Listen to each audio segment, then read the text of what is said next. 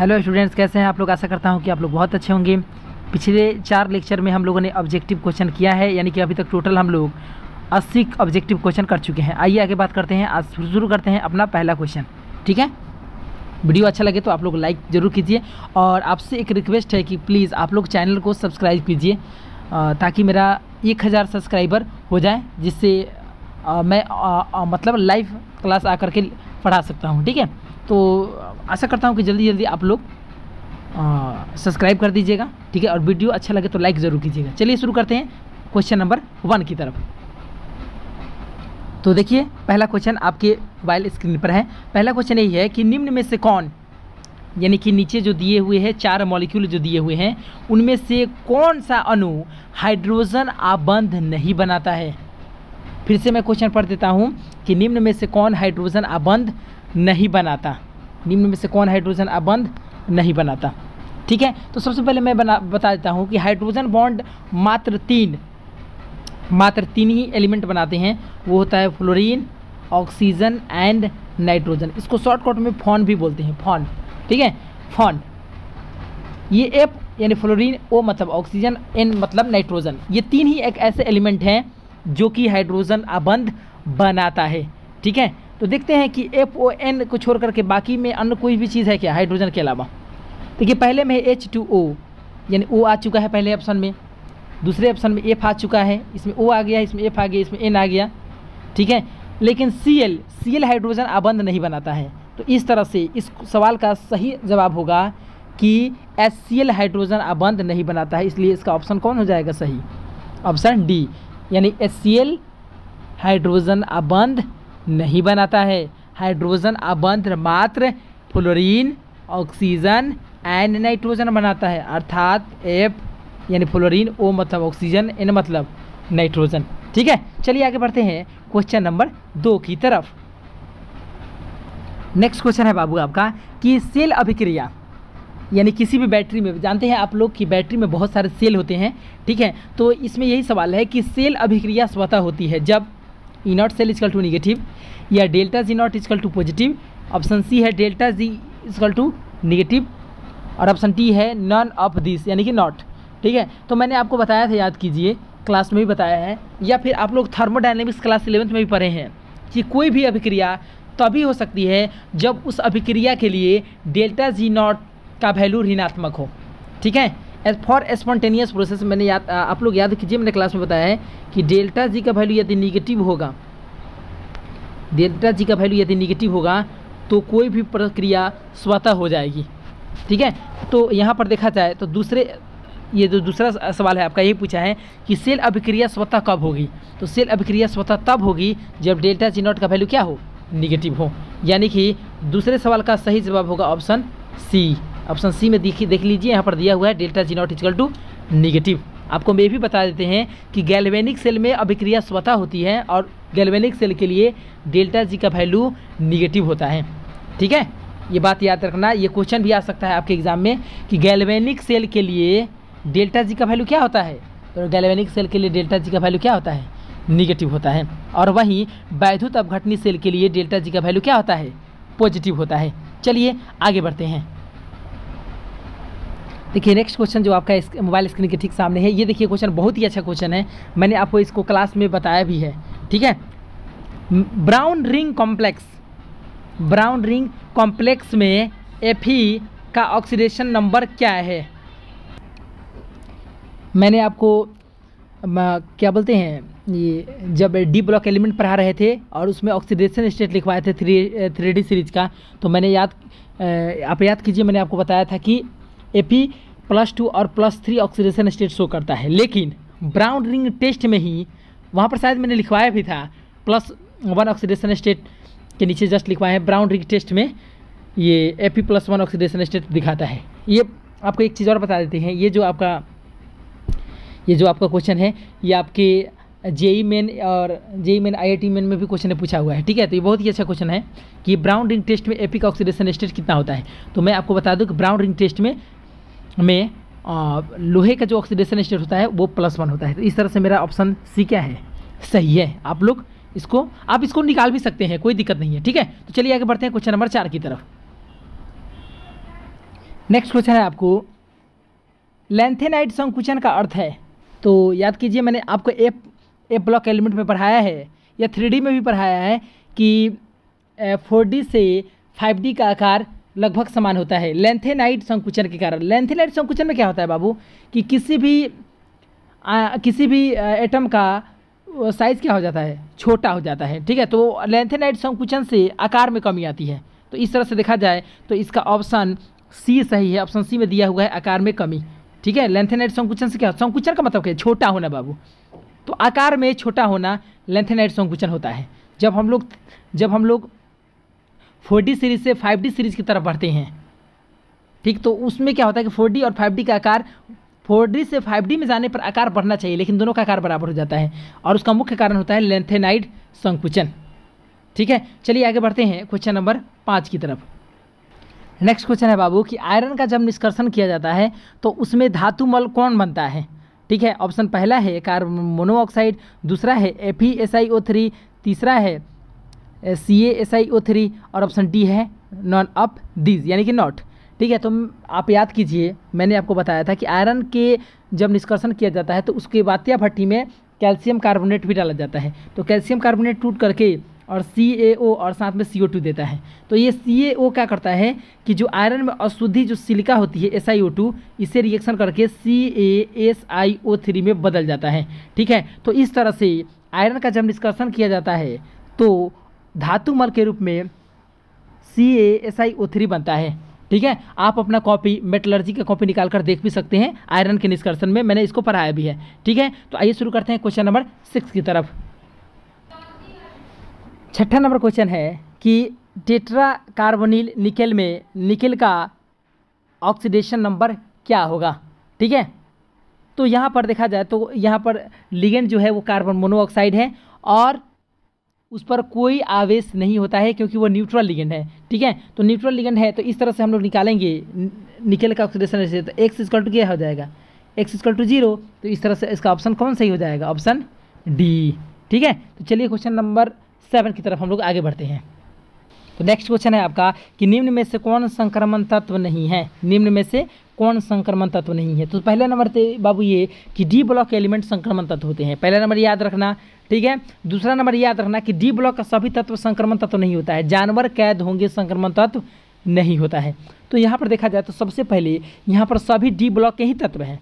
ठीक है, तो फिर वो रूल लगाएंगे कि जानवर कैद होंगे डी ब्लॉक का तत्व होते हुए भी संक्रमण तत्व नहीं है। तो इस तरह से जानवर यानी कि Zn यानी जिंक ये डी ब्लॉक का तत्व होते हुए चोटा ये संक्रमण तत्व नहीं होता है। ठीक है, तो इस तरह से देखा जाए तो इस सवाल का सही जवाब होगा जिंक और ये आपका ऑप्शन ए सही हो गया। ठीक है, चलिए आगे बढ़ते हैं क्वेश्चन नंबर 8 की तरफ। नेक्स्ट जो क्वेश्चन है वो क्लास 11 से है और केमिकल बॉन्डिंग से है। इसमें दिया हुआ है कि जेनॉन टेट्राफ्लोराइड का आकार यानी XeF4 का आकार कैसा होता है। ठीक है, तो याद कीजिए हम लोग क्लास 11 में पढ़े हैं केमिकल बॉन्डिंग में VSEPR थ्योरी। ठीक है, VSEPR थ्योरी के अकॉर्डिंग ही हम लोग किसी भी अणु की आकार के बारे में पता करते हैं। ठीक है, तो इस तरह से हम लोग सबसे पहले इसका क्या करेंगे कि इसका लेविस बिंदु संरचना खींचेंगे। ठीक है, तो Xe के पास बैलेंस सेल में कितने इलेक्ट्रॉन, 8 इलेक्ट्रॉन होते हैं। ठीक है, ये चारों ऑक्सीजन से डबल बॉन्ड के द्वारा ये क्या हो जाएंगी, जुड़ जाएंगे। ठीक है, यहाँ पर देखा जाए तो सिग्मा बॉन्ड की संख्या कितना है, 4 है। ठीक है, और लोन पेयर एक भी नहीं है, LP एक भी नहीं है। ठीक है, तो यहाँ पर इसकी हाइब्रिडाबाई हो जाएगी sp3 और sp3 संकरण जब होता है, ठीक है, और sp3 यदि संकरण है और उसके पास यदि कोई लोन पेयर नहीं है, क्योंकि देखिए यहाँ पर लोन पेयर मैंने 0 दिखा दिया, यदि उसके पास कोई लोन पेयर नहीं है और संकरण sp3 है, ठीक है, तो इसकी जो आकृति होगी वो होगी चतुष्फलकीय। ठीक है, तो इस तरह से इस सवाल का सही जवाब होगा ऑप्शन डी। ज़्यादा जानकारी के लिए ऑफिस में संपर्क करें। ठीक है, आगे बात करते हैं क्वेश्चन नंबर 9 की तरफ। देखिए बाबू, हम लोग के पास इतना टाइम नहीं होता है कि यहाँ पर हम लोग ज़्यादा डिटेल्स चले जाएंगे, लेकिन फिर भी मैं कोशिश कर रहा हूँ कि आप लोग को समझ में आए। ठीक है, लेकिन अगर ज़्यादा एक्सप्लेन में ज़्यादा अच्छा से समझना है तो आप बिल्कुल ऑफिस में आकर के मिल सकते हैं कि सर इस क्वेश्चन को थोड़ा सा हमको सर डिटेल्स में समझाइए। ठीक है, तो मैं बिल्कुल आपको समझाऊंगा। चलिए आगे बढ़ते हैं क्वेश्चन नंबर 9 की तरफ। नेक्स्ट क्वेश्चन है बाबू मेटलर्जी से कि निम्न में से कौन सा धातु प्रकृति में मुक्त अवस्था में पाया जाता है। ठीक है, ध्यान से सुनिए क्वेश्चन को। निम्न में से कौन सा धातु प्रकृति में मुक्त अवस्था में पाया जाता है। तो याद कीजिए, मैंने आपको बताया था कि सोना, प्लेटिनम और चांदी, ये सामान्यतः, चांदी तो थोड़ा कम, लेकिन सोना और प्लेटिनम ये मुक्त अवस्था में पाया जाता है। ठीक है, तो ऑप्शन ए है सोडियम, नहीं बाबू। ऑप्शन बी लोहा, नहीं बाबू। ऑप्शन सी जिंक, नहीं बाबू। ऑप्शन डी जो होता है वो सोना, ये सोना प्रकृति में एकदम मुक्त अवस्था में पाया जाता है। इसको खदान से निकालो, ठीक, इसका ज्वेलरी बना करके आप पहन सकते हैं, या फिर कोई भी काम करना हो तो आप कर सकते हैं।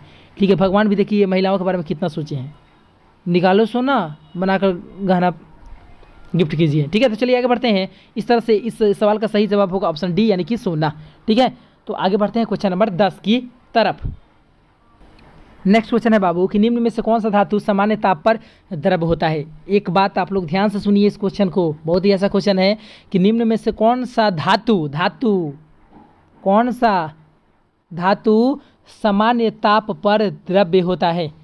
निम्न में से कौन सा धातु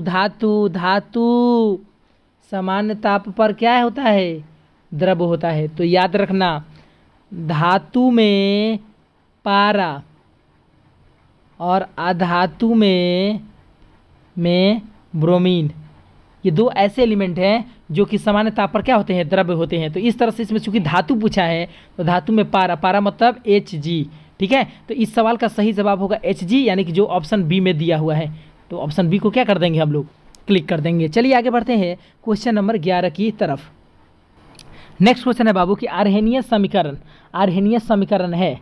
ठीक है, तो आर्हेनियस समीकरण हम लोग क्लास 12 में पढ़े हैं, K = A × E minus E बटा RT, जो कि ऑप्शन ए सही है। ठीक है, तो इस तरह से हम ऑप्शन ए को क्या कर सकते हैं, क्लिक कर देंगे। ठीक है, K दर स्थिरांक हो गया। ठीक है, अरे ए आर्हेनियस कांस्टेंट हो गया, जिसको फ्रीक्वेंसी फैक्टर भी कहते हैं। ई एक्सपोनेंशियल हो गया, ये क्या हो गया, संक्रियन ऊर्जा हो गया। आर हो गया गैस नियतांक, और टी आपका ताप हो गया। देखिए भाई, सब चीज़ का टोटल टर्म का आप लोग मीनिंग भी समझिए कि आखिर वो मीनिंग क्या होता है, वो क्या कहता है। ठीक है, चलिए आगे बढ़ते हैं क्वेश्चन नंबर 12 की तरफ। नेक्स्ट क्वेश्चन है बाबू कि निम्न में से कौन विद्युत का कुचालक होता है। ठीक है, निम्न में से कौन विद्युत का कुचालक होता है। तो पहला क्वेश्चन है ग्रेफाइट, दूसरा है एल्युमिनियम, ऑप्शन सी है हीरा, ऑप्शन डी है सिलिकॉन। तो मैं आपको बता दूं कि ग्रेफाइट भी विद्युत का सुचालक होता है, एल्युमिनियम भी विद्युत का सुचालक होता है, हीरा विद्युत का सुचालक नहीं होता है। सिलिकॉन चूँकि अर्ध उपधातु है, ठीक है, उपधातु है, ठीक है, और ये अर्धचालक है, तो ये विद्युत का थोड़ा मतलब चालक होता है। लेकिन इसमें डायरेक्टली पूछा है कि कौन कुचालक है, तो इसमें इस तरह से इसका सही जवाब क्या हो जाएगा, सही जवाब हो जाएगा हीरा। कौन सा हो जाएगा बाबू, हीरा। क्लियर, ठीक है, तो ये आपका ऑप्शन सी सही हो जाएगा। चलिए आगे बढ़ते हैं क्वेश्चन नंबर 23 की तरफ, 13 की तरफ। नेक्स्ट क्वेश्चन है कॉम्प्लेक्स कंपाउंड से कि इस कॉम्प्लेक्स में CN कोबाल्ट का, यानी कि कोबाल्ट का ऑक्सीडेशन नंबर नहीं पूछा है, बल्कि कोऑर्डिनेशन नंबर क्या होगा। ठीक है, तो EN जो है वो एक बाइडेंडेट लिगेंड है, तो एगो EN 2 गो कोऑर्डिनेट बॉन्ड बनाएगा, तो 2 EN कितना बनाएगा, 4 गो। तो 4 गो तो EN के द्वारा सिर्फ हो गया। ठीक है, एक EN के द्वारा 2, तो 2 EN है चूँकि यहाँ पर। ठीक है, तो 4 गो तो इसके द्वारा HCl के द्वारा 2 गो, यानी कि 6 को कोऑर्डिनेट बॉन्ड बनेगा कोबाल्ट की, मतलब कि लिगेंड से कोबाल्ट, यानी कि सेंट्रल मेटल एटम की तरफ। यानी टोटल यहाँ पर कोऑर्डिनेशन में कितना हुआ, 6। ठीक है, तो इस तरह से इसका सही जवाब होगा ऑप्शन बी। चलिए आगे बढ़ते हैं क्वेश्चन नंबर 14 की तरफ। नेक्स्ट क्वेश्चन है आपका DNA ब्लॉक चैप्टर से। ठीक है, तो इसमें पूछा है कि 3D सीरीज में कितने तत्व होते हैं। तो 3D सीरीज में आपके टोटल 10 तत्व होते हैं। याद कीजिए, मैंने आपको बताया था शक्ति, वैशिकर, मन, फेको, निकोजिन। ठीक है, इसमें टोटल 10 तत्व आते हैं। तो इस तरह से इस सवाल का सही जवाब होगा ऑप्शन बी, यानी कि हम ऑप्शन बी को क्लिक कर सकते हैं। ऑप्शन बी यानी कि टोटल 10 तत्व होते हैं। चलिए आगे बढ़ते हैं क्वेश्चन नंबर 15 की तरफ। नेक्स्ट क्वेश्चन है बाबू आपका कि विद्युत अपघट्य का उदाहरण है। ठीक है, तो ऑप्शन ए है चीनी, ऑप्शन बी है सोडियम एसीटेट, ऑप्शन सी है यूरिया, और ऑप्शन डी है बेंजीन। ठीक है, तो चीनी को पानी में डालोगे तो भाई ये आयन के रूप में नहीं टूटता है। यूरिया को भी डालोगे तो आयन के रूप में नहीं टूटता है। बेंजीन को भी डालोगे तो आयन के रूप में नहीं टूटता है, क्योंकि ये तीनों जितना भी नाम लिए हैं, ऑप्शन ए, ऑप्शन सी और ऑप्शन डी, ऑप्शन बी को छोड़ करके, मतलब इसको छोड़ करके जितने भी हैं सब कोवैलेंट कंपाउंड है, सहसंयोजी है। इसको आप जल में डालोगे तो ये आयन के रूप में नहीं टूटेगा। सोडियम एसीटेट को जल में डालोगे तो ये आयन के रूप में टूट जाता है। तो इस तरह से इस सवाल का सही जवाब होगा सोडियम एसीटेट, यानी कि CH3COONA। ठीक है, ये एक विद्युत अपघट्य का उदाहरण है। ये इसको जब जल में डालोगे तो CH3COO- प्लस Na+ दे देता है आयन। ठीक है, ये आयन में टूट जाता है। ठीक है, तो जो आयन में टूट जाए जल में डालने पर, वही ना विद्युत अपघट्य होता है। ठीक है, तो इस तरह से इसका सही जवाब होगा ऑप्शन बी। तो आगे बढ़ते हैं क्वेश्चन नंबर 16 की तरफ। नेक्स्ट क्वेश्चन है आपका कि एल्युमिनियम का मुख्य अयस्क है। एल्युमिनियम का मुख्य अयस्क है, Al मतलब एल्युमिनियम। एल्युमिनियम का मुख्य अयस्क कौन सा है? ऑप्शन ए है हेमाटाइट। अरे भाई, हेमाटाइट तो लोहे का मुख्य अयस्क है। अच्छा, इसका मतलब ये गलती है। चलिए आगे बढ़ते हैं। नेक्स्ट है बॉक्साइट। हाँ, एल्युमिनियम का मुख्य अयस्क क्या है? बॉक्साइट है। ठीक है, तो इस तरह से हम ऑप्शन बी को क्लिक कर सकते हैं। ठीक है, आगे है सीडेराइट, ये भी नहीं है, option D none of this. तो इस तरह से इस सवाल का सही जवाब होगा बॉक्साइट। एल्युमिनियम का मुख्य अयस्क बॉक्साइट होता है। ठीक है, चलिए आगे बढ़ते हैं क्वेश्चन नंबर 17 की तरफ। नेक्स्ट क्वेश्चन है बाबू कि चिली साल्ट पीटर का सूत्र है। चिली साल्ट पीटर का सूत्र है। ठीक है, तो चिली साल्ट पीटर का सूत्र याद कीजिए। मैंने क्लास में आपको कितना बार बोला है भी है कि चिली साल्ट पीटर का सूत्र होता है NaNO3, यानी कि सोडियम नाइट्रेट। हम लोग कॉमेडी के रूप में इसे NaNO3 भी कह देते थे क्लास में, याद कीजिए, आपको याद भी होगा। चिली साल्ट पीटर का सूत्र होता है NaNO3। ठीक है, आप याद करने के लिए आप ऐसे भी याद कर सकते हैं NaNO3। ठीक है, चिली साल्ट पीटर का सूत्र क्या होता है? NaNO3। ठीक है, तो इस तरह से इसका ऑप्शन बी सही है। और यहाँ पर देखिए दिया हुआ है कि NO3, तो इसको बोलते हैं बाबू इंडियन साल्ट पीटर। क्या बोलते हैं? Indian salt Peter. ठीक है, भारतीय साल्ट पीटर भी कह सकते हैं इसको। हिंदी में क्या कह सकते हैं? भारतीय साल्ट पीटर। ये हो गया भारतीय साल्ट पीटर। तो भारतीय साल्ट पीटर का सूत्र होता है KNO3 और चिली साल्ट पीटर का सूत्र होता है NaNO3। ठीक है, तो चलिए आगे बढ़ते हैं क्वेश्चन नंबर 18 की तरफ। नेक्स्ट क्वेश्चन है बाबू कि क्रोमियम का अधिकतम ऑक्सीडेशन नंबर कितना होता है? तो क्रोमियम का अधिकतम ऑक्सीडेशन नंबर जो होता है वो +6 होता है। तो इस तरह से आपका ऑप्शन सी सही हो जाएगा, क्योंकि ऑप्शन सी में +6 दिया हुआ है। तो क्रोमियम का अधिकतम ऑक्सीडेशन नंबर कितना होता है? +6 होता है। ठीक है, और साथ में आप ये भी रखिएगा कि 3D सीरीज में मैक्सिमम ऑक्सीडेशन नंबर मैग्नीज का होता है, और ये मैग्नीज चुट्टा +7 तक ऑक्सीडेशन स्टेट तक दिखा सकता है। ठीक है, ये बात भी आप लोग ध्यान रखिएगा। मैग्नीज का +7 होता है, जबकि क्रोमियम का +6 अधिकतम होता है। ठीक है, चलिए आगे बढ़ते हैं क्वेश्चन नंबर 19 की तरफ। देखिए बाबू, अगर आपको वीडियो अच्छा लगे, आपको लग रहा है कि नहीं हमको कुछ सीखने को मिल रहा है, तो कृपया आप लोग वीडियो को लाइक कीजिए और मेरे चैनल को सब्सक्राइब कीजिएगा। ठीक है, और आप कमेंट में कोई भी सुझाव देना चाहते हैं तो कुछ सुझाव दे सकते हैं कि सर इस टाइप का वीडियो बनाइए, ऐसे बनाइए, वैसे बनाइए। जो भी बोलना है आप कमेंट बॉक्स में आकर बोल सकते हैं। ठीक है, इससे क्या होगा कि मेरा मनोबल थोड़ा बढ़ेगा। ठीक है, बहुत मेहनत से वीडियो बनाया जाता है, तो थोड़ा सा आपको सिर्फ एक लाइक कर देना, इससे मेरा मन खुश हो जाता है और हम लोग आगे और भी ऐसे वीडियो आपके लिए डालते रहेंगे ताकि आपका बोर्ड एग्जाम में अच्छे से अच्छे मार्क्स आए। ठीक है, चलिए आगे बढ़ते हैं क्वेश्चन नंबर 19 की तरफ। ठीक है, तो अगर लाइक नहीं की तो प्लीज़ लाइक कर दीजिएगा। ठीक है, चलिए आगे बढ़ते हैं क्वेश्चन नंबर 19 की तरफ। नेक्स्ट क्वेश्चन है बाबू 19 नंबर जो क्वेश्चन है वो है कि BCC का कोऑर्डिनेशन नंबर है। BCC का कोऑर्डिनेशन नंबर है। तो BCC का कोऑर्डिनेशन नंबर के लिए हम एक काम करते हैं, इसका स्ट्रक्चर बनाकर दिखाते हैं। BCC का स्ट्रक्चर कुछ इस प्रकार से होता है। इसके बीच में एक गोला होता है और सभी केंद्र पर भी एक एक गोला होता है। ठीक है, तो ये जो बीच वाला गोला है बाबू, ये बीच वाला, ये 4 ऊपर गोला है और 4 नीचे गोला है। ये बीच वाला जो गोला है ये 4 ऊपर गोला और 4 नीचे गोला वाला से घिरा हुआ है। ठीक है, तो इसका जो कोऑर्डिनेशन होगा 4 ऊपर गोला और 4 नीचे गोला, यानी कि टोटल 8 गोले से घिरकर बना हुआ है। ठीक है, तो इस तरह से आपका ऑप्शन ए सही हो जाएगा। ठीक है, BCC का कोऑर्डिनेशन नंबर कितना होता है? 8। कोई दिक्कत है बाबू? नहीं है। तो चलिए आगे बढ़ते हैं क्वेश्चन नंबर 20 की तरह, जो कि मेरा अंतिम क्वेश्चन होगा।